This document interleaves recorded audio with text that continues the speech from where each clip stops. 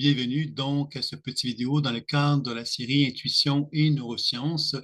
C'est donc la vidéo qui avait pour objectif donc de vous présenter donc les applications du Cardium, qui est un appareil de mesure de la cohérence cardiaque, jumelé à mon expérience et à ma vision des choses concernant cet appareil-là, et évidemment donc la mesure qui est effectuée aujourd'hui, qui sera sur les organes finalement. Donc, l'appareil cardium, c'est un appareil qui mesure la cohérence cardiaque, donc la variabilité au niveau du cœur, et il nous permet donc à travers plusieurs paramètres, cet appareil permet de mesurer plusieurs paramètres qui nous permettent d'avoir une vision du potentiel santé d'une personne et dans son degré de rajeunissement. Et dans ce sens-là, évidemment, il y a donc plusieurs vidéos qui ont été faites précédemment. Il y en a un sur la cohérence cardiaque, justement. Il y en a un sur l'alternance du système nerveux sympathique et parasympathique, qui est un critère intéressant au niveau de la santé. Ensuite, vous avez également un paramètre important sur les ondes cérébrales et ainsi que la cohérence au niveau du cerveau. C'est un troisième paramètre qui est très intéressant à évaluer. Vous avez également donc le paramètre de l'âge biologique versus l'âge chronologique, qui est un élément très intéressant. Et vous avez ensuite l'évaluation des chakras qui était proposée dans la vidéo précédente. Alors aujourd'hui, c'est donc sur l'évaluation des organes du corps humain que nous formons. Donc, la mesure est faite 5 minutes dans un état de repos normal. Ensuite, habituellement, on va faire une thérapie qui va nous permettre de faire une mesure de l'évaluation. Je peux vous montrer à quoi ça peut ressembler dans un contexte des chakras, puisque je n'avais peut-être pas présenté ça dans le dernier, dans le dernier entretien. Donc, je vais vous présenter à quoi ça peut ressembler vitement, comme ceci, voilà. Donc, vous voyez que le chakra, la première mesure a été faite donc à un certain moment donné, puis ensuite il y a eu un soin énergétique qui a été fait et vous voyez la mesure qui a été reprise par la suite, donc c'était le 24 mars. Euh, et donc, on voit une mesure avant et après. Et vous voyez donc que les pourcentages ont changé. Donc, c'est juste pour montrer finalement que quelquefois, il peut y avoir des changements remarquables comme ceux-là. Ce n'est pas toujours comme ça. Mais ici, on voit que vous aviez un chakra racine à 7%, donc peu d'énergie dans cette région-là, ce qui indique souvent que la personne a une circulation dans les jambes faibles, les jambes un peu faibles, etc. Vous aviez même chakra sacré 0%. Donc, à quelque part, bien évidemment, tout le processus digestif, l'identité, c'est souvent faible à ce moment-là aussi, etc. Et la majorité des chakras sont plutôt faibles dans le cas de la première position. Alors, c'est une personne qui se trouvait être fatiguée, épuisée même, et qui donc avait entre autres quelque part une tendance justement à se perdre dans les autres. On voit les 0% au niveau du chakra sacré, donc on comprend qu'il y a peut-être une logique là-dedans. Et puis évidemment, le soin énergétique et la lecture intuitive a été fait, puis vous voyez que tous les paramètres ont été remis à 100%, sinon, sauf le chakra sacré qui était à 96%. Comme je disais, c'est pas fréquent ce genre de changement aussi important. On va habituellement avoir des changements, mais celui-là est vraiment impressionnant quand même. Mais je vous le montre à titre indicatif pour simplement vous montrer à quoi ressemble justement l'indication avant et après. Puis évidemment, bon, mon travail, moi, en tant que thérapeute intuitif, bien évidemment, c'est de regarder le champ énergétique d'une personne sans aucun outil et de lui faire part, effectivement, de ce que j'observe et de l'amener à comprendre les perturbations qui sont dans son corps. L'aide de l'appareil, bien évidemment, permet d'objectiver les informations qu'on a pu observer de notre côté. Ça peut, en tout cas, ça nous permet de les comparer, du moins, avec l'appareil et c'est souvent intéressant. C'est pourquoi je l'utilise beaucoup, moi, dans les enseignements. Quand je donne des enseignements, souvent les étudiants vont trouver ça intéressant de pouvoir comparer ce qu'ils ont observé avec l'appareil. Donc, c'est ça un petit peu qui est fait. Donc, ça, c'était pour la première chose. Donc, c'était un petit peu comme un retour par rapport à l'entretien précédent sur les chakras. Comme j'avais déjà dit, les chakras, donc, c'est de 0 à 100% la mesure. Et évidemment, dans ma vision des choses à moi, dans ma pratique à moi, bien évidemment, j'ai reconnu qu'il y avait 8 conditions énergétiques autour des chakras, donc l'équilibre, le désalignement, l'hypo, l'hyper, l'hypo-surchargé, l'hyper-surchargé, l'hypo-épuisé, l'hyper-épuisé. Je vous en avais parlé dans la vidéo sur les chakras à laquelle je vous réfère si vous avez intérêt à y voir un peu plus clair à ce sujet-là. Donc, je vais vous montrer maintenant que la relation avec les organes, quand on parle des chakras avec les organes, on peut arriver justement à déduire quelque chose qui va nous permettre de mieux cerner si c'est hypo, si c'est hyper, etc. Mais ça, je vais y revenir dans un instant. Donc, ça, c'était pour la première présentation que je voulais vous faire. C'était concernant donc les chakras. Maintenant, je vais vous présenter une mesure au niveau des organes. Alors, évidemment, les organes, ce n'est pas des mesures médicales, hein, on est d'accord. L'appareil, le cardium, met en évidence la notion d'énergétique et la met en évidence la notion de mouvement. c'est très important de comprendre, c'est-à-dire qu'il n'y a pas rien de figé. Vous l'avez vu dans la mesure précédente, la personne avait un état énergétique plutôt faible dans une première vision, et ensuite, suite à un soin, on a pu voir effectivement que le potentiel de santé s'est redevenu très, très, presque vraiment optimal à 100%. Donc, ça arrive rarement. Ce qui aurait été intéressant dans un cas comme celui-ci, évidemment, c'est de faire un suivi, de voir effectivement si les pourcentages de 100% demeurent et s'ils ne demeurent pas, bien évidemment, de poursuivre le travail le travail intuitif, le travail de soins énergétiques pour arriver justement à amener notre partenaire à devenir de plus en plus conscient, puis évidemment de l'inviter à pratiquer donc l'ancrage, la cohérence cardiaque, etc., des moyens qui vont lui permettre justement chez lui de pouvoir mieux gérer ses émotions, puis évidemment, par les lectures intuitives, d'arriver à mieux comprendre ce qui se passe en lui, et par les soins énergétiques, bien, favoriser donc un changement dans la condition. C'est ça un petit peu ça qui aurait été proposé. Maintenant, je vais vous présenter un autre partage d'écran dans lequel on va voir davantage les organes associés au corps humain. Ce que je voulais vous partager. Alors, encore là, il y a un soin avant et un soin après. Et ce qui est intéressant ici, évidemment, c'est de pouvoir regarder chacun des organes. Alors, vous avez le cœur, l'intestin grêle, la vessie, les reins, le maître-cœur, le triple réchauffeur, le vésicule biliaire, le foie, le poumon, le gros intestin, l'estomac et le rat de pancréas. Donc, vous avez à ce moment-là, évidemment, comme une vision globale de la situation énergétique d'une personne. Donc, on peut prendre le temps, évidemment, de de faire une évaluation générale de tout ça. Mais qu'est-ce qui habituellement qui va être le plus important à regarder, évidemment, vous l'avez sans doute compris, c'est les organes qui sont les plus faibles. Puisqu'on sait que c'est de 0 à 100%, 100% est le potentiel santé optimal. Donc, évidemment, plus le pourcentage est faible, plus les organes sont reconnus quelque part comme ayant un potentiel santé beaucoup moindre. Et c'est là qu'on peut constater que dans ces organes-là, il peut y avoir donc des éléments indiquant que des perturbations énergétiques. Puis évidemment, il peut y avoir des symptômes que notre partenaire peut avoir observés aussi. Donc, ça vient confirmer ce qu'on observe dans notre étude. Donc, c'est intéressant, évidemment, de prendre le temps de regarder ça. Alors, dans ce cas-ci, ici, vous avez vu que dès qu'on est en bas de 20%, on a une couleur particulière, qui est un peu plus foncée, qui indique bien que les deux organes les plus affectés sont l'intestin grêle et puis le cœur. C'est ça un petit peu qu'on peut observer dans la mesure. Puis on peut voir finalement qu'il y a des organes qui sont plus puissants, comme le maître-cœur, et les reins qui ont des pourcentages de 63-65%. Donc, on voit que les zones de faiblesse, c'est au niveau de la zone du cœur puis de l'intestin grêle. Alors, le cœur, bien évidemment, c'est la circulation. On sait que le cœur, c'est beaucoup habituellement relié à la personne qui se donne. Hein? Donc, évidemment, quand on a 11%, ça veut donc dire quelque part qu'on se donne, mais qu'on n'a peut-être plus la capacité de se donner autant. On a besoin de se ressourcer, en fin de compte, on a besoin de se retrouver avec soi-même. Donc, ça, c'est quelque chose qu'on peut déjà déduire de ça. On peut penser à la circulation sanguine, bien sûr, avec un pourcentage aussi faible, puis évidemment au niveau du cœur lui-même, bien sûr. Et comme je disais tantôt, ce n'est pas une évaluation médicale qu'on est en train de regarder, mais plus une mesure énergétique qui nous indique des informations qu'on va vérifier avec notre partenaire. Donc, on pense à la circulation sanguine, on pense peut-être évidemment au niveau du cœur, qui est peut-être justement le besoin de chercher à développer une cohérence cardiaque plus importante, surtout si on prend le temps de faire la mesure de regarder les paramètres des ondes cérébrales de cette personne-là, qu'on voit que son cerveau, effectivement, est en conflit, ce qui était le cas. Donc, on comprend évidemment que le cœur et le cerveau sont en conflit. Donc, on peut déjà prendre le temps de regarder avec cette personne-là de quelle façon qu'elle n'est pas cohérente avec elle-même. De quelle façon qu'elle n'est pas cohérente avec elle-même, ça veut dire quoi? Ça veut dire finalement de quelle façon qu'elle est en conflit émotionnellement parlant avec son cerveau. C'est-à-dire que son cerveau peut avoir une volonté de faire des choses et en même temps, notre cœur, nos émotions, nos envies, nos désirs profonds ne sont pas en accord avec ce que le cerveau transmet. Donc, c'est là qu'on comprend que le cerveau, quelquefois, peut avoir un contrôle sur notre cœur et notre corps et par des habitudes qui sont reliées à des réseaux neuronaux qui se sont créés, qui se sont construits et qui ont amené à développer des habitudes de vie qui ne sont pas en accord avec nous-mêmes. Donc, c'est un peu comme si on était sous l'automatique. C'est-à-dire que le cerveau, lui, a comme développé des compensations.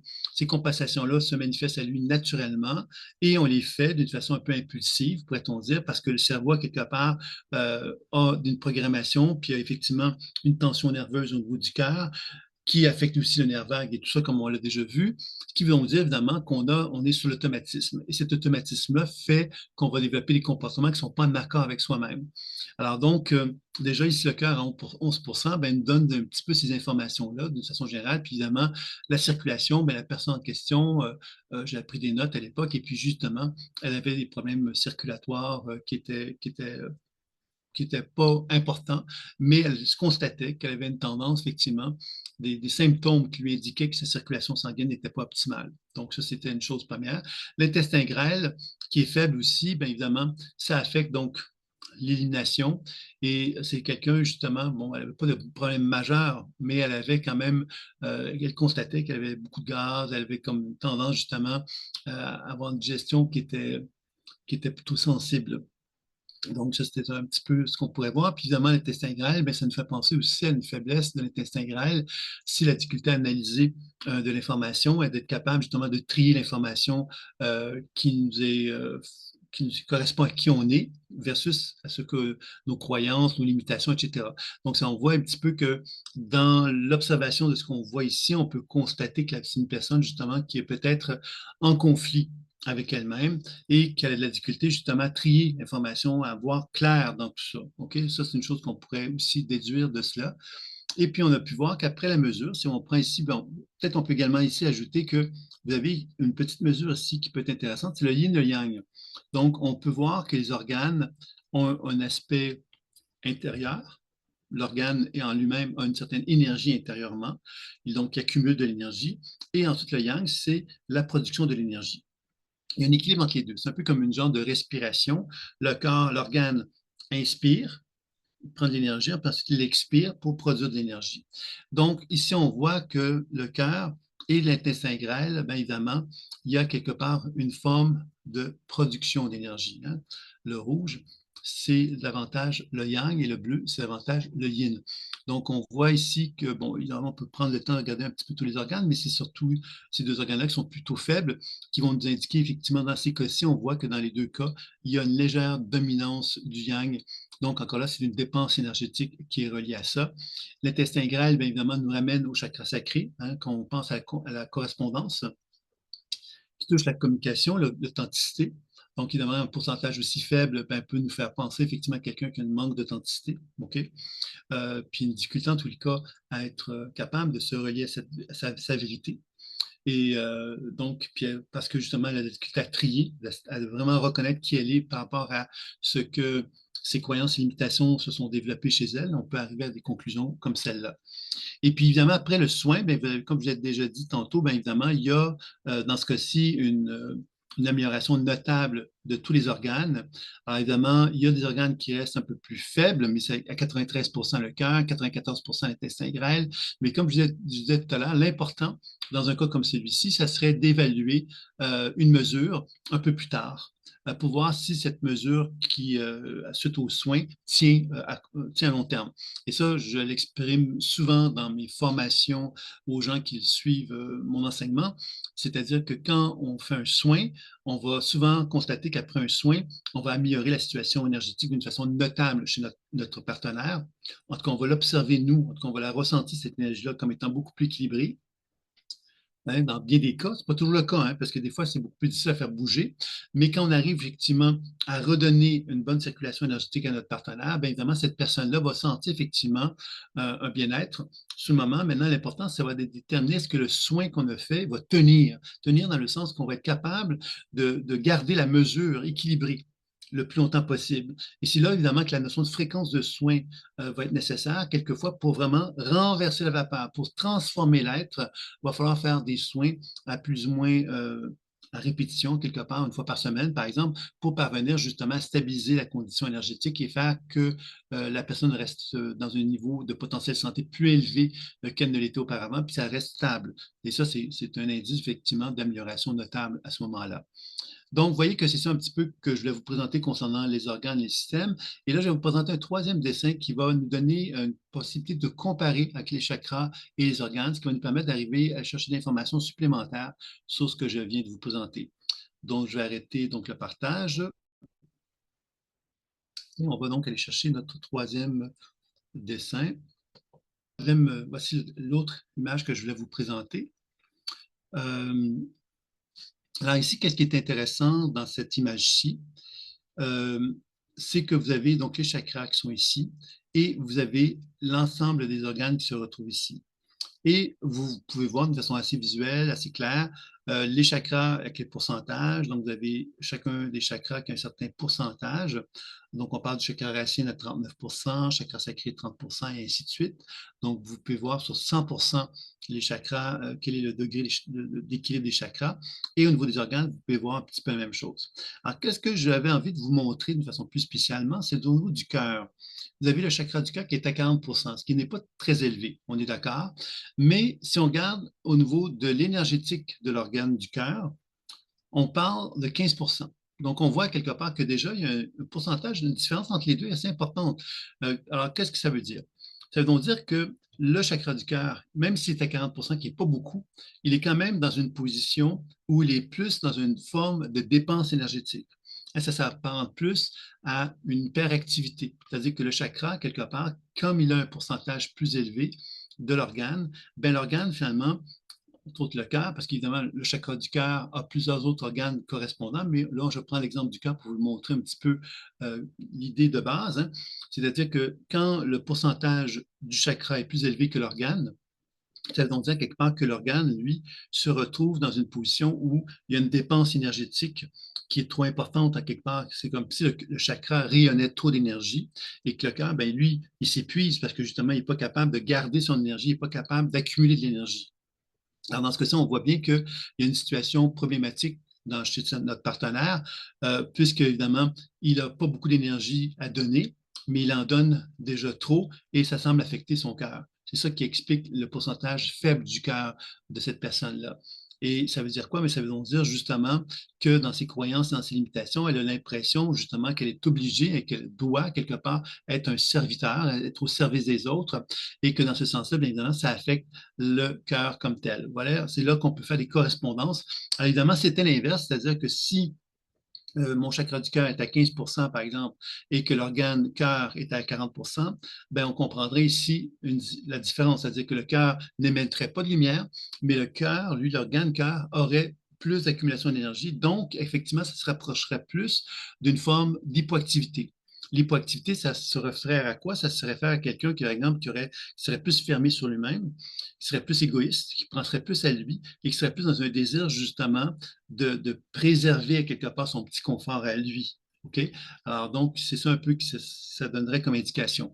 Alors, je donne cet exemple-là pour vous faire comprendre de quelle façon qu'on peut arriver, par ce genre de petit exercice que je viens de vous faire, de déterminer un petit peu la psychologie de notre partenaire et d'arriver donc à comprendre les corrélations qui existent sur le tableau du cardium qui nous donnent des indications donc sur l'aspect santé, mais également sur l'aspect psycho-émotionnel si on en a envie, bien sûr.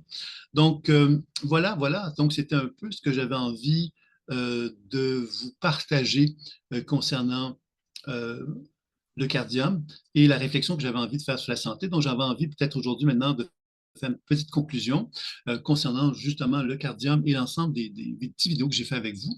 Donc, grâce au cardium, on a pu comprendre vraiment l'importance, dans un premier temps, de la cohérence cardiaque. La cohérence cardiaque est un rythme respiratoire qu'on se donne. Un inspire 3 secondes, un expire 6 secondes. On va faire ça pendant 5 minutes, plusieurs fois par jour. Et cette façon de faire que je viens de vous décrire, ce qu'elle va faire, c'est qu'elle va permettre à notre cœur de se détendre, parce qu'on a vu que par intuition, le cœur était très tendu. Hein, quand le cœur n'est pas en état de cohérence cardiaque, le cœur est tendu, il a tendance même un peu à se fermer. Et il y a évidemment, à ce moment-là, une inhibition au niveau de la circulation cérébrale entre le cœur et le cerveau. Comme je suis mal à mon cœur, ben, je ne peux pas être bien à ma tête. C'est-à-dire que mon cœur, quelque part, a des frustrations, des émotions, etc. Puis évidemment, il va transmettre les émotions vers le cerveau qui, lui, va broyer du noir, pourrait-on dire. Donc, on reste dans une position quelque part un petit peu comme crispée de l'intérieur. Et puis évidemment, la respiration va permettre justement cette détente-là et quand cette détente-là se fait au niveau du cœur, elle permet justement une détente au niveau du nerf vague qui est le nerf le plus long hein, du corps, et qui va donc avoir une action sur tous les organes et tous les chakras aussi à travers cette relaxation-là, ce relâchement-là. Il y a une détente et on va plus aller vers le parasympathique, c'est-à-dire que le mouvement du nerf vague va nous permettre de descendre dans nos jambes, va nous permettre à quelque part de se ressourcer, de se relaxer, de se relâcher et à ce moment-là, évidemment, d'être plus épanoui, plus en connexion avec nous-mêmes. Et cette connexion-là va ensuite être retraduite vers notre cerveau qui va avoir des pensées plus positives, plus harmonieuses avec soi-même. Vous voyez, alors c'est ça un peu l'idée de la cohérence cardiaque. Et on a vu évidemment que cet appareil-là, qu'est-ce qu'il mesure? C'est que quand on est dans cet état de tension que je viens de vous décrire, bien évidemment, le cœur est tendu, notre cerveau n'est pas cohérent, le cœur est tendu, donc une circulation moins bonne. Il y a cette tension au niveau du nerf vague également qui en résulte, qui va faire que ça va générer plein de tensions dans les organes. Et ensuite, on a compris que dans un état de manque de cohérence cardiaque, il va y avoir donc effectivement une sympathicotonie, c'est-à-dire que le système nerveux va être beaucoup plus dans le haut du corps et beaucoup moins dans le bas du corps. C'est-à-dire qu'on a de la difficulté à pouvoir se ressourcer, on va être plus dans un stress et dans un effort permanent à vouloir finalement faire des choses, etc., mais pas être dans un mode où on prend le temps de s'asseoir, puis de justement respirer, puis de se détendre, puis de se faire du bien. D'accord? Donc ça, c'était la cohérence cardiaque. Le premier vidéo, c'était un petit peu ça qui était question. Le deuxième était dans la continuité, c'est-à-dire qu'à partir du moment que cet état de tension cardiaque existe, ben, il va y avoir donc une difficulté à vivre l'alternance sympathique-parasympathique. C'est-à-dire que l'alternance, ça veut dire que c'est comme une forme de complémentarité. J'ai besoin de me relaxer pour être capable ensuite de prendre mon énergie, puis ensuite d'aller vers l'action. J'ai besoin de pouvoir me régénérer avant de passer à l'action. Donc, l'alternance sympathique-parasympathique, c'est ça. Le parasympathique, c'est la relaxation et le sympathique, c'est la dépense. Et je dois être capable de générer un équilibre entre les deux. Malheureusement, quand on a cet état de tension au niveau du cœur, on a tendance donc à être beaucoup plus dans le sympathique et donc d'être dans la dépense et on a beaucoup plus de difficulté à se relaxer et à se ressourcer au niveau du parasympathique. Donc, c'est ça un petit peu qu'on voyait donc dans la deuxième présentation, le deuxième paramètre de l'appareil puis qui indique aussi donc des informations intéressantes au niveau de la santé. On avait vu même que par rapport à la lecture intuitive, quand on voit quelqu'un qui a un déséquilibre sympathique-parasympathique, c'est assez facile à faire. Habituellement, quelqu'un qui est dans une sympathicotonie, c'est-à-dire que le système sympathique est trop élevé, bien évidemment, toute l'énergie dans le haut du corps. Et quelqu'un qui a une problématique au niveau du parasympathique, qui est par exemple épuisée, bien évidemment, elle peut se retrouver effectivement dans une position où toute l'énergie est dans le bas du corps. Alors, cet état-là, où toute l'énergie est dans le bas du corps, on va facilement pouvoir le faire confirmer avec notre partenaire, puisque quand on est dans cet état-là, habituellement, on est fatigué. Pourquoi? Bien parce que justement, on est dans un état de relaxation, de relâchement, mais on n'a plus les batteries pour nous ramener vers le haut. Vous voyez, c'est ça un peu la situation, c'est-à-dire que c'est toujours une question d'équilibre entre le sympathique et le parasympathique. C'est toujours une forme d'équilibre assez fragile. Donc, le parasympathique est essentiel pour la guérison, sauf que si on n'a plus d'énergie sympathique pour nous remonter ensuite, bien, c'est un indice de fatigue à ce moment-là. Vous voyez, il y a quelque chose à comprendre de tout ça. Et l'équilibre, donc, finalement, c'est de chercher à ce qu'il y ait un mouvement descendant et ascendant le plus harmonieux possible. La troisième présentation, c'était finalement concernant les ondes cérébrales et la cohérence au niveau du cerveau. On a pu constater dans ce paramètre-là que notre cerveau, lorsqu'on est on n'a pas une bonne cohérence cardiaque, il va y avoir donc des idées noires qui vont monter à notre conscience. Et ces idées sombres-là sont provoquées par justement des tensions nerveuses, des stress, des angoisses, des impressions d'échec, etc., qui peuvent être présents en nous, qui vont faire que notre cerveau ne va pas permettre une circulation optimale dans le cerveau, une espèce d'impression de conflit avec nous-mêmes, où on n'arrive pas à nos fins, on n'arrive pas à nous réaliser, on n'arrive pas à atteindre nos objectifs. Tu vois, on vit dans un stress et on ne parvient pas à l'aisance qu'on souhaiterait atteindre. Donc, c'est là qu'il va y avoir donc ce qu'on appelle un manque de cohérence dans le cerveau. Ce manque de cohérence-là, bien évidemment, va faire que le cerveau va développer des pensées sombres, etc. Et puis, évidemment, il y a les ondes cérébrales qui vont se manifester à travers ça, qui vont nous indiquer un peu la tendance, le tempérament de chacun d'entre nous. Et ça, je l'avais présenté dans la vidéo en détail, un petit peu en détail, sommairement, à quoi correspondait chacune des types d'ondes cérébrales. On avait compris que alpha, c'était alpha, theta, c'était delta plutôt, c'était des bonnes conditions cérébrales pour pouvoir justement amener un sentiment de bien-être dans soi, puis que selon les paramètres du cardium, l'état de santé, et pas seulement lui, il y a également d'autres auteurs qui le disent, hein, qui ont fait des recherches scientifiques autour de ça. On parle vraiment euh, des ondes alpha et θ pour arriver à dire que ce sont des ondes qui sont harmonisantes, qui sont équilibrées, qui favorisent donc le potentiel santé et qui permettent à l'individu d'être présent dans l'instant présent, okay? D'être de vie dans l'instant présent. Donc ça, c'était pour la présentation du cerveau, du fonctionnement du cerveau. Évidemment, ce qu'on a pu comprendre ensuite, c'est qu'il y avait l'âge biologique, l'âge généalogique, pas généalogique, excusez-moi, mais l'âge ça ne me vient pas, mais enfin, l'âge généalogique, non, c'est pas ça. Je ne me rappelle plus. C'est pas bien grave. Donc, l'âge biologique, qu'est-ce que c'est? Mais évidemment, on a un âge physique, hein, c'est-à-dire que je suis né à un moment donné, à une année, et aujourd'hui, j'ai un âge objectif, hein, c'est-à-dire que les années passent, donc j'ai un certain âge. Et cet âge-là, quelque part, il est objectif. Sauf que quand on regarde maintenant, selon les paramètres du cardium, on constate qu'il y a un âge biologique. L'âge biologique, ça veut dire que je peux avoir 60 ans d'âge chronologique, voilà, c'est chronologique. Je peux avoir 60 ans d'âge chronologique et je peux avoir 80 ans d'âge biologique. C'est-à-dire que malgré que j'ai 60 ans, mon corps peut avoir un niveau de vieillissement trop élevé. Tout comme ça peut être l'inverse, c'est-à-dire que je peux avoir 40 ans d'âge biologique, ça veut dire que mon âge je vieillis moins rapidement. Donc, et il y a trois niveaux trois mesures qu'on peut envisager pour déterminer cet âge biologique-là. La première, c'est par les télomères. Ça passe par des laboratoires médicaux. Ils vont faire des mesures, dont les télomères, vont mesurer les télomères, puis ils vont peut-être faire autre chose, je ne suis pas tout à fait sûr. Et ils vont pouvoir dire, ben, voici l'âge biologique de votre corps, de votre système, etc. Et il va y avoir également l'autre façon de faire un âge biologique, c'est par exemple avec le quiz. J'ai développé un petit quiz pour identifier l'âge biologique. Et avec l'aide de ce quiz-là, ben, par déduction, on peut arriver à dire, ben voilà, mon âge, je suis plus vieux, moins vieux, etc. Donc, on peut arriver avec un petit quiz ou à une petite évaluation de nous-mêmes, on peut arriver à se donner une mesure. En général, quand on se demande quel est mon âge, hein, si on se demande à soi-même, on va absolument se rajeunir. On a souvent tendance à se rajeunir. Un petit quiz mais peut nous amener à se rapprocher davantage d'une réflexion qui pourrait se rapprocher davantage d'une vérité, pourrait-on dire, par rapport à notre âge, l'âge biologique.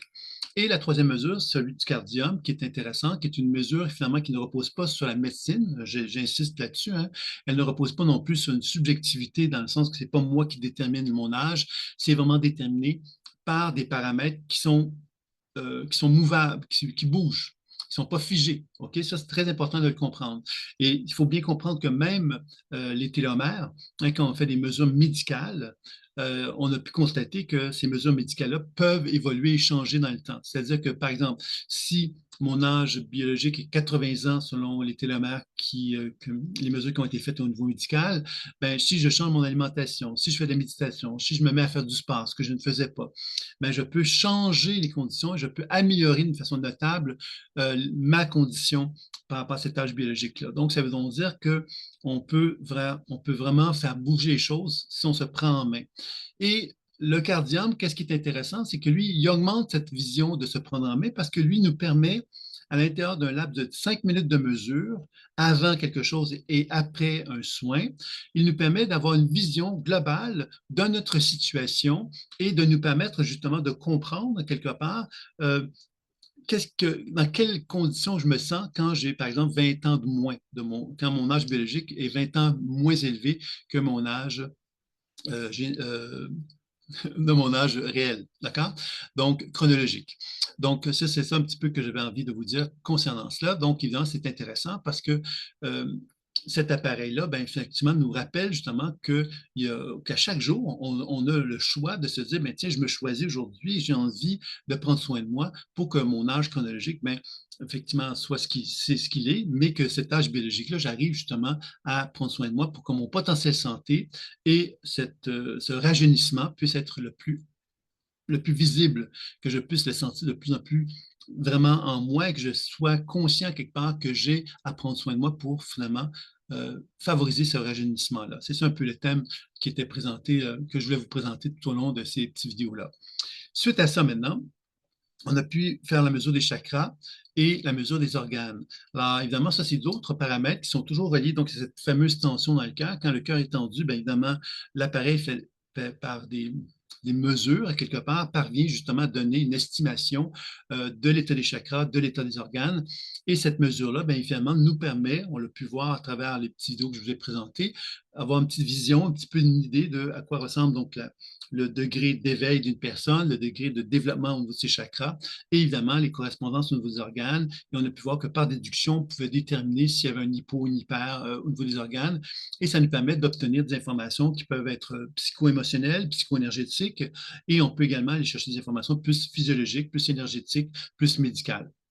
Évidemment, je mets des grosses guillemets autour de médical, hein, parce qu'évidemment, il faut bien comprendre que cet appareil-là, finalement, est plus au niveau de la bioénergétique. OK? Donc, on ne parle pas de physique, de matière, mais en même temps, il nous donne des orientations sur les potentiels santé, puis évidemment, qu'est-ce qui peut être fait pour que notre santé soit améliorée. C'est ça un peu l'idée de cet appareil-là. Puis évidemment, l'intérêt de l'appareil, c'est qu'il nous permet de faire des mesures avant et après une thérapeutique quelconque. Donc, ça nous permet de pouvoir, dans le temps, mesurer justement comment moi je gère ma santé, comment je parviens justement à influencer ma conscience, de quelle façon qu'elle peut influencer mon être pour que mon potentiel santé, mon âge biologique devienne de plus en plus harmonieux, de plus en plus jeune par rapport à mon âge d'origine. Voilà, mon âge chronologique.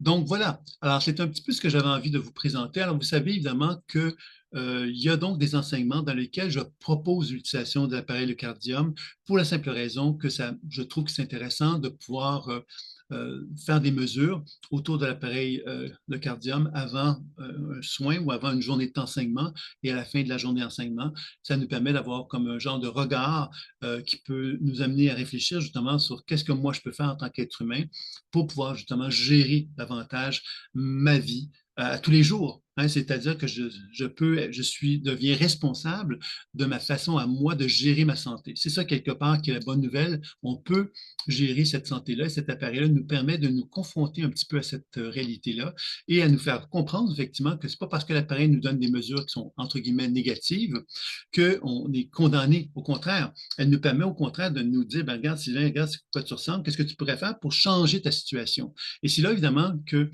les journées d'enseignement qui sont données autour de cet appareil-là ont pour objectif de vous donner les outils, les moyens pour être capable justement d'influencer l'appareil, de vous influencer, en fin de compte, d'influencer votre santé pour l'améliorer et la rendre la plus harmonieuse, la plus proche justement d'un potentiel santé optimal et de favoriser donc le rajeunissement.